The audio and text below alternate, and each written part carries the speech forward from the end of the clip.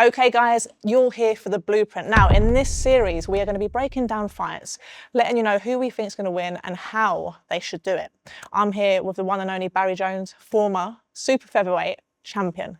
Barry, how you doing? Yeah, I'm good, yeah. Glad for this one. Perfect for me. Perfect weight. Perfect weight, yeah, that's You it. guys who I've watched pretty much most of their careers, so yeah, I'm interested. It's really, really interesting fight. So we're doing Cacace and Dickens. Now, what we're going to do is we're going to break down the fight for you, let you know why you should be watching. Let's start off with the champion. We've got James Jazza Dickens, WBA super featherweight champion. Now, he's from Liverpool. He's southpaw, but he does change. He changes that stance. He's 5'5" and he's got a 63-inch reach. His KO ratio stands at 41%, so it's not super high, but it's respectable. We're going to move on to the challenger. Cacace, former IBF super featherweight champion. We'll know the IBO champion, what that means, I'm not quite sure. A bit older than Jazza, 5'10", a 71-inch reach. So that's the important part.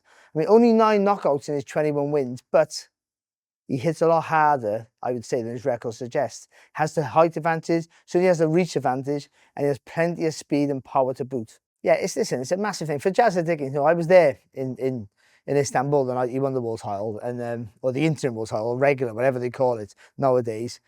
And it was a fantastic performance from a guy you thought had his day, to be honest, and was never going to get over the line. And similar, there's lots of symmetry there with Cacace as well. He looked like he was a guy who was never going to get his opportunity, not only to win a world title, just to fight for one. So, they both know at the end of their careers, they both got their just rewards and their desserts. But this is where all the money is.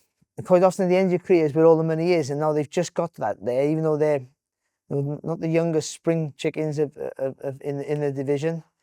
They're still good fighters, still fresh enough to make an impact. And I think this fight now is going to be an interesting one because I think probably the more fresher guy in Anthony Cacace, but Jazza's got just a beautiful rhythm about him. And I think, coming off that win in Turkey against a former Olympic gold medalist, of course, I think he's going to be brimming full of confidence. That's it, and like you said, it's kind of veteran versus veteran, isn't it? Yeah. And almost with the both of them, but more so with Jazza, I would say, it's almost like he's never really got the respect he deserves, but now he's finally got his hands on that world title. When he lost his last but one fight, that might have been it. I thought, how long can you keep just trying to achieve something that maybe you just don't get to? So all that potential that he had, that ability that he had, is sometimes more than that. Luck's a big factor, and I just didn't think that he was ever going to be good enough to get over the line. So the Cacace fight, where the former Olympic gold medalist, where to be honest, he was thrown in for that as well, as a seasoned guy who boxed for a world title, being around that level, could never get over the line, was going to be a decent test for Cacace, but not good enough to get over the line and beat him. No, and then was the interim champion waiting to box for the genuine title. But obviously that got vacated, and he became the WBA regular, genuine super champion, whatever they call it nowadays. And Fernando Cacace, another guy who looked fantastic all the way through his career, lost to Martin Wall for the British title, came back, won that, but never looked like he was going to get, not good enough, the opportunity to box for a world title, nowhere near. And they chucked him in with Joe Cordina. And I say chucked him in because Joe Cordina was on a crest of a wave. I mean, I remember being sat the night before that fight, being sat in a hotel in Riyadh with Cacace's family. And they kept saying, who do you think is going to win? I go, oh, listen, just, And they go, no, honestly, no problem. We just want an honest opinion. I said, my honest opinion, I think he'll test Joe, but I just don't think he's good enough. So I just don't see Joe. I think Anto will push him, but he won't get the win. Well, I got that wrong. I got it totally wrong. I know okay, there was an issue with the break before he caught Joe with a really good shot that hurt him. Only Cordina's toughness kept him in that fight for the next 4 rounds because he battered Cordina from pillar to post. And again, now, what is he, 35, 37 years of age? I think he is. He's 37 now, Cacace. No, I mean, he's fresh though. He's a fresh 37 and he's massive for the weight.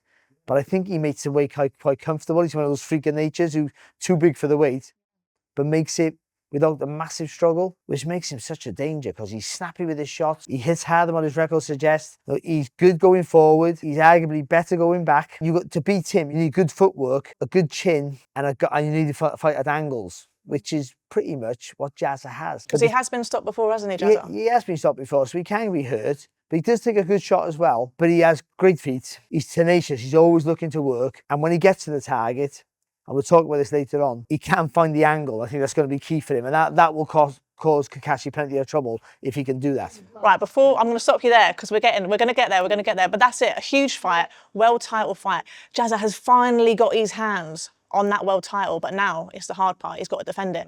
It's going to be a sold-out free arena in Dublin, huge St Patrick's Day weekend. Now we're going to move on to the actual blueprint. So I'm going to ask Barry, keys to victory for Jazza. What would you be telling him that he really needs to work on in this fight? How is he going to get that win?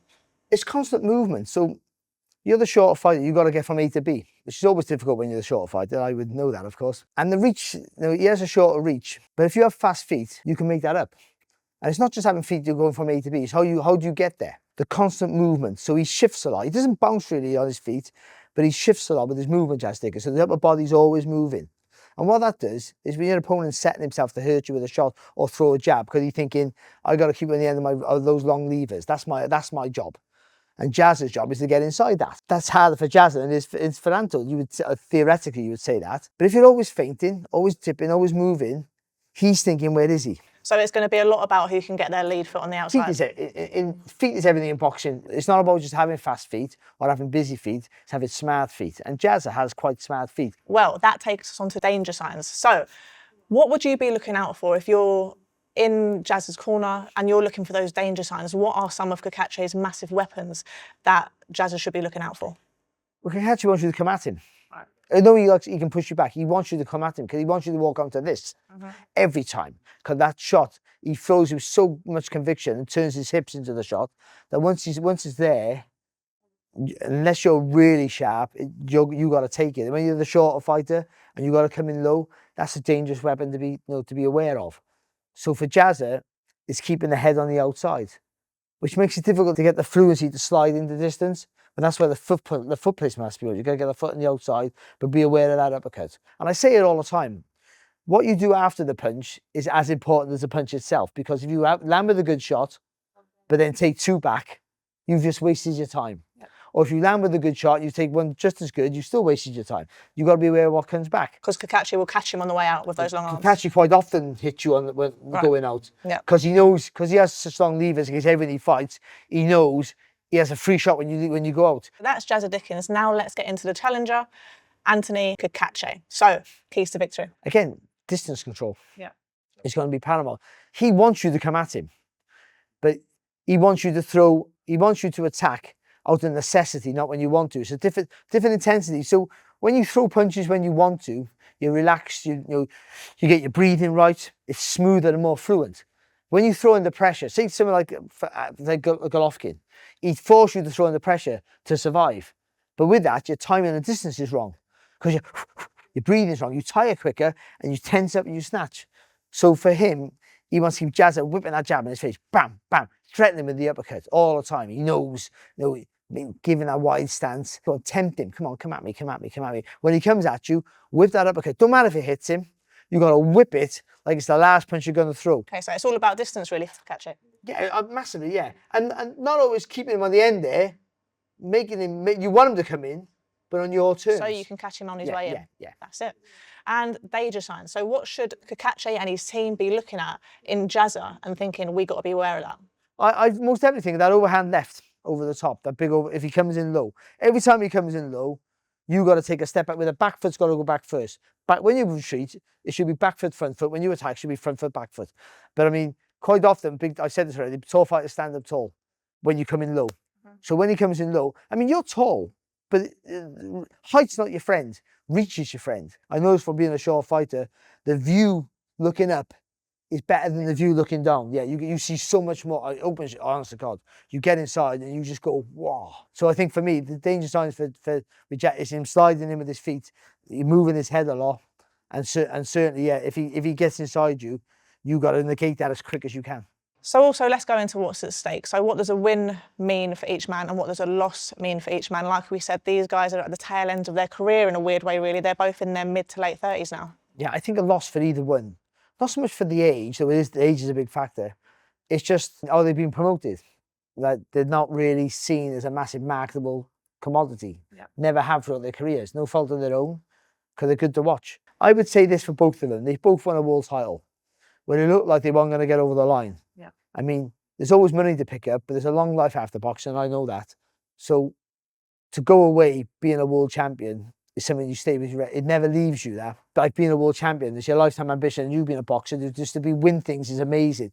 But to achieve an ambition as to be a world champion when you don't think you're ever going to get there is a gift. No, you retired after this fight. I mean, you've had an outstanding career, both of them. Yeah. And I'd like to see that. Go away while you still got your faculties in check. You know, you're good, you're healthy, you're young, you've got a big life ahead of you. And that world title as well, still earning money in other aspects of your life. Okay, now, last bit, we're going to go on to predictions. So, Barry, who are you calling? Yeah, I got to say, I don't have favourites in fights, but I'm going to go with Cacace. I think size will be prevalent here. Jazz has grown into the weight. He still was a super bantamweight. And I do think that he might not be able to be a physical intimidating factor against Cacace like he was against Cacace. No, I agree. I just think Cacace's momentum now is so impressive. He's on that 9-fight winning streak. And like you said, the stoppages he's got does not show how powerful he really is. Yeah. I think it was Carl Frampton, wasn't it? He said he's one of the hardest punchers he's ever sparred with. So I just think it's a tough one because, like you said, they're both so likeable and you want them both to do well. But I just think, Jazz has got a tough night work on his hands. Do you think Jazza can hurt him? I'm not sure if he can. Of all of the fights that I've watched with Cacace, I've never really seen him in that much trouble. Don't get me wrong, we've seen him lose rounds, but the difference is we've seen Jazza really hurt. And like I said, we've never really seen Cacace that vulnerable. If Jazz having to work too hard and Cacace is negating that, him getting inside, then Jazza might be flagging at the end of it. But I think Jazza won't stop going. Dickens won't stop pushing the fight. And I think with that, knowing he has to fight that way, he might walk onto a shot. It'd be a good fight, though. And I tell you what, the atmosphere is going to be amazing. The atmosphere is going to be incredible. Barry, thank you so much. So, guys, that's it. Dickens versus Cacace. Make sure you see it. It's going to be live on DAZN, sold out at the Free Arena in Dublin. It's going to be good.